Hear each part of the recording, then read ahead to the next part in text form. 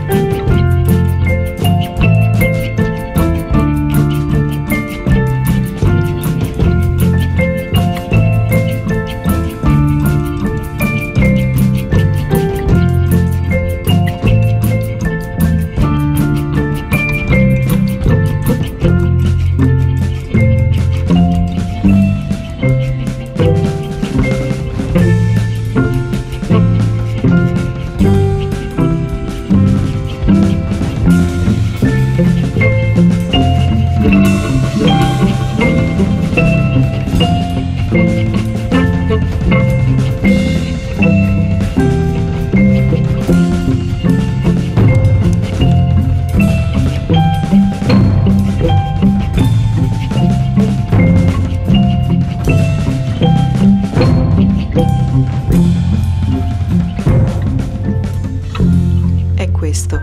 il momento in cui cominciano a prendere forma, in cui posso accarezzare il loro musino in miniatura come fosse vero e percepire tutto il dolore della loro mamma nel non poterlo più fare. Con affetto cedo il mio lavoro nelle mani di chi ha voluto ricordarli così, perché loro resteranno nel cuore di chi li ha amati come gli amici più cari che potessimo avere, insegnandoci la riconoscenza e arricchendo le nostre vite di quell'amore puro che soltanto gli animali ci sanno donare.